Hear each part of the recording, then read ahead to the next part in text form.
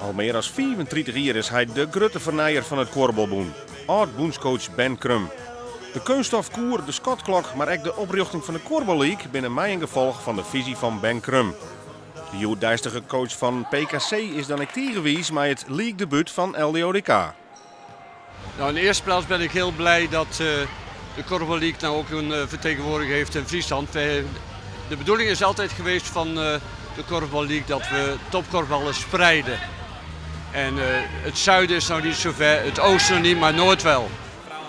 LDODK-trainer Jan-Sjoerd Pool is scorst en mij deze keer dus net coachen. In contact met een vrouw. Zijn ploeg krijgt vaak de complimenten van de spulwijze, maar daar krijg je uiteindelijk geen punten voor.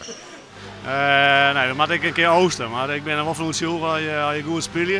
Ja, dan komen die punten op een gegeven moment komen wel. En daar geef ik voor. Dus Jood is ik een wedstrijd voor u van investeren in de toekomst. En die toekomst sluit heel tegenbij, want wij weten ook dat de competitie binnen nu en 4-6 weken beslist wordt.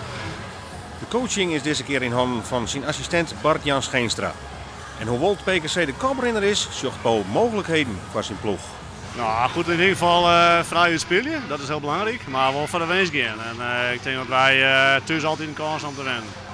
De uitwedstrijd in Papendrecht kon LDODK lang partij aan, maar doe het in het laatste kwartier mis, 29-21. Sneun hoop LDODK langer bij te blijven en misschien zelfs voor een verrassing te zwargen.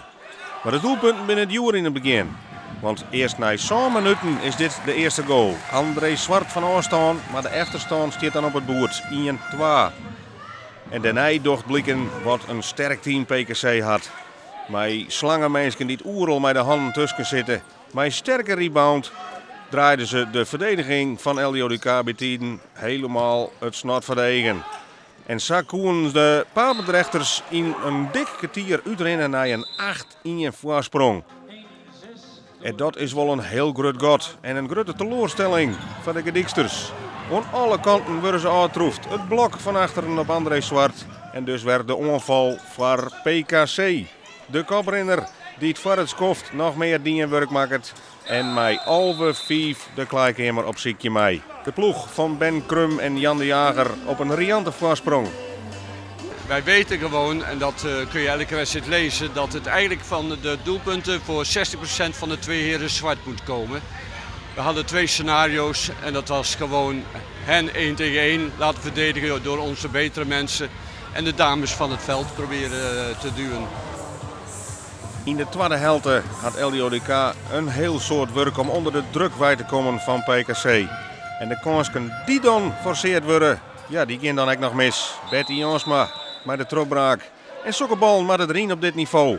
Zulke kansen krijg je net zo vaak. Aan de andere kant liet PKC zien hoe het wel moet.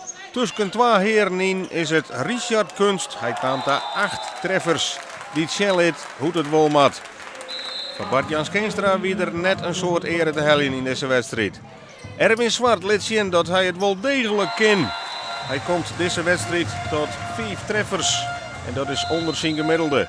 En Jan-Sjoerd Pool, die kan vast bedenken hoe het verder moet. Want hij zegt dat zijn ploeg aan alle kanten voorbij spelen worden. En hij een hele grote nederlaag spelen waard. 25-12, de grootste nederlaag ooit nota. En ik nog thuis. Goed hebben we een klets aan de broek liggen, maar we wisten van tevoren dat we eens een keer zijn wedstrijd spelen zo'n. Dat wil je net, maar je weet dat het een keer gebeurt. En die hebben we nou aan en na een week weer herpakken. Net zien staan, dat is een dikke nederlaag, denkt PKC-trainer Ben Krum, dat LDODK in de league blijven kan. Nou, laten we ervan uitgaan dat ze 9e worden. Dan hebben ze een hele goede kans dat ze de beslissingswedstrijd winnen. Nou, waarom zouden zij niet winnen van de tweede in de hoofdklasse? Dat kunnen ze makkelijk met deze ervaring. Alleen ja, ze moeten over meer schijven gaan scoren. Nou, we hadden in mijn optiek alles nog in eigen hand en dat is belangrijk. Eerst het doel is en het bloed nog steeds om minimaal de eerste plek te halen en daar geven we nog steeds voor.